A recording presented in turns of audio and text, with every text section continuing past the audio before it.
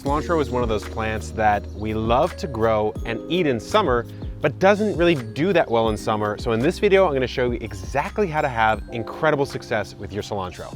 Kevin Espiritu here from Epic Gardening, where it's my goal to help you grow a greener thumb. We're hanging out in my salsa bed here, and this is a rare occasion here on Epic Gardening because I have cilantro in every single stage of its growth, legitimately, from seed to seedling, to fresh, ready to use, to bolted, to even producing new seed. The whole life cycle is here in today's video, so we're gonna talk exactly about that. How do you prevent the bolting of cilantro? How do you make sure that if it does bolt, you still know exactly what to do with it? And there is a lot you can do with it. So cultivate that like button, and I will prevent your cilantro bolting by 20 days, and let's get into the video.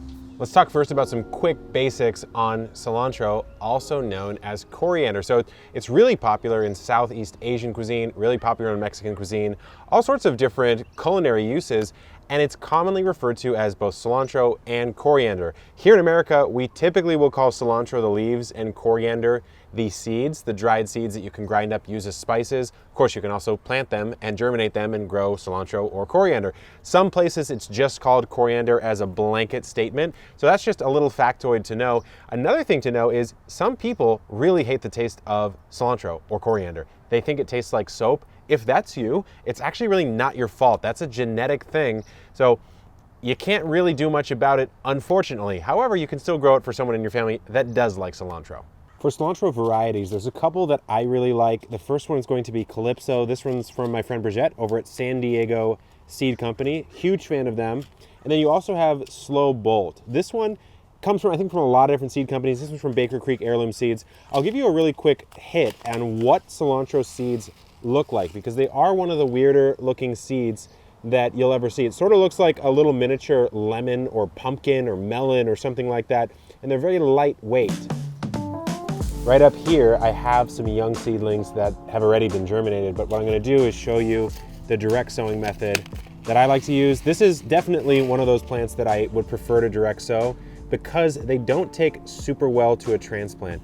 I'm gonna go pretty aggressive on my spacing here. I'm gonna harvest this aggressively as well, so I don't need to get too crazy on my spacing. But the reason why is because cilantro, it's got kind of a sensitive taproot and it doesn't want to be disturbed too much in the same way you wouldn't typically transplant, I don't know, carrots or beets or radishes. Not that you can't, you definitely can, but I would say in general, it's a better idea not to. And that's really all there is to it. I put 2 in per hole. This is the Slow Bolt variety. We're gonna cover that up and water it in. And that's really all there is to it as far as germinating cilantro. It can take a little bit of time to germinate, and I do know that it likes to have evenly moist soil, kind of the similar approach to maybe a carrot. So I've just sown my cilantro there. In about a week, 7 to 10 days, you're gonna start to see this. You might say, oh, that's pretty tight. Well, that's fine if you're harvesting it for its fresh leaves, which you'll get in another couple weeks right here. These ones, you'll just come through, clip them. I'll show you how to harvest these in a second. And then here's the final stage, or close to the final stage, when it bolts just like this. Growing conditions wise, the interesting thing about cilantro, I don't know why it is, but we like to use it in summer dishes like salsas and stuff like that, but it really doesn't grow that well in summer, like I mentioned. So here we can see one in my backyard garden that has bolted quite a bit. You'll see something special growing on it in just a second, but generally it's going to bolt if temperatures get consistently above 80 degrees Fahrenheit or it receives a ton of light and heat throughout the day. That's its natural response. You can't do too much to prevent that, but there's a lot of things you can do to mitigate and work around that. The first, of course, being just growing it in the seasons that it performs well. So spring, fall, those shoulder seasons into summer and leaving summer, it can work really, really well in. You can also just plant it in an area that does get a bit of partial sun, even if it is in the summer. So this is in my back garden. The sun is gonna come in through about there and it'll end the day over there. So it does get a decent amount of sun here. It's somewhat protected, at least in the beginning of the day. I think if you were really optimizing the placement of this, you would give it protection during the mid-afternoon. So maybe from 12 to 3 or so. That's gonna be where the heat will spike the most. So you can keep the temperatures down just a little bit by shading it out in the afternoon. Back out here in the cilantro forest in the front yard, great example of the strategic planting. This is a better example actually because I'm hugging the east side of this raised bed with a little awning here. So the sun only starts to hit this at about 1 p.m. or so, which is great. Let's talk about some other strategies to avoid bolting or at least slow it down. There's a lot of different ways that you can do this. So It is the #1 problem with cilantro, but there's a lot that you can do. So here's one thing you can do. It's very easy. If you see a flowering stem start to come up, like this one right here, go all the way down to the base and just snip that off. You can use this in stocks and stews and stuff if you want. You can throw it in the compost, doesn't really matter. The whole point is to just get it off as soon as possible. So this one's a little far gone. I'm gonna show you some things you can actually do with bolted cilantro, but what I'll do right now is just clean this one up and prolong it. It's going to send a little bit more energy back down towards leafy growth production, but it's really not going to prevent it for too long. Once it starts to bolt, it really just kind of wants to bolt. So this will stop it for, I don't know, a week or so, but I still need to start using this cilantro. One thing you can do for your cilantro to prevent bolting, besides taking off all the flowering tips, is to never even let it get to that point in the first place by harvesting it. So here I have a clump. You can see sort of one emanating right here. What I can do is I can just do a classic cut and come again technique where I'm coming around the outside and just taking the most mature leaves like this. That's fine. You can do that with lettuce. You can do that with all sorts of different leafy greens, and that's a fantastic technique. With cilantro, you can also kind of do the lawnmower technique. So I've got one clump over here, right? Nice mature clump. I have another one right here. Let's say I want to make some salsa. I'm ready to go. I'm having a party. Well, what I can do is I can just lawnmower this down. So grab it all like this, come through. Don't go too low. You don't want to go super low. You come in and just clip the whole thing off.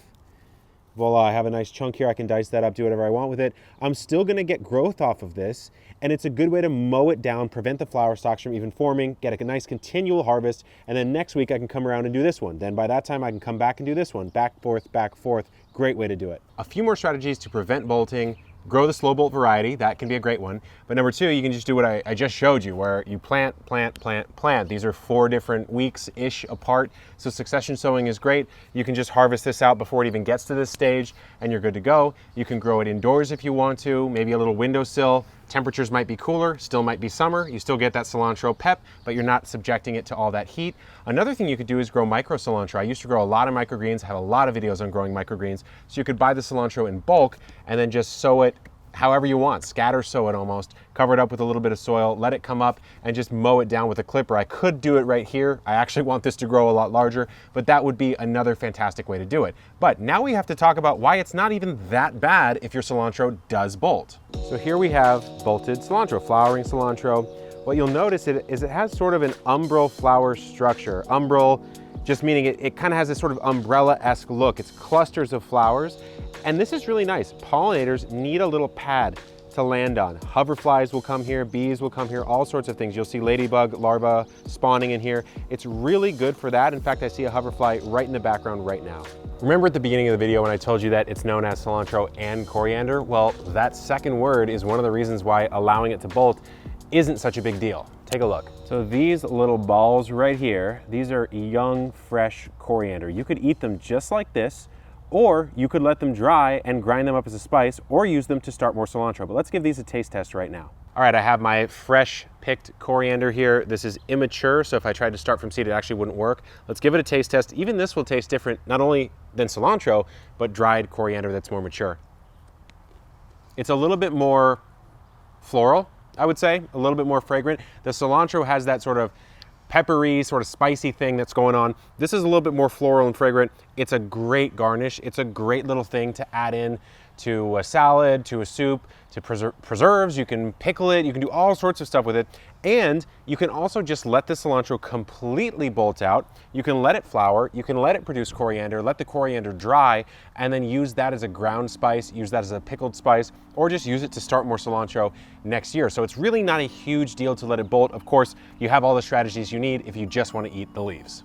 A lot of versatility in this plant, even though I know a lot of you struggle with it. So hopefully this has been a helpful guide. Like I said, a lot of strategies to prevent the bolting, but a lot of just interesting things you can do with cilantro in general and ways to grow it no matter where you live, which is what we're all about here on Epic Gardening. So if you like this video, fertilize that subscribe button. Check out some of our other plant guides. We've got ones on lavender, basil, rosemary, all sorts of things like that. And until next time, good luck in the garden and keep on growing.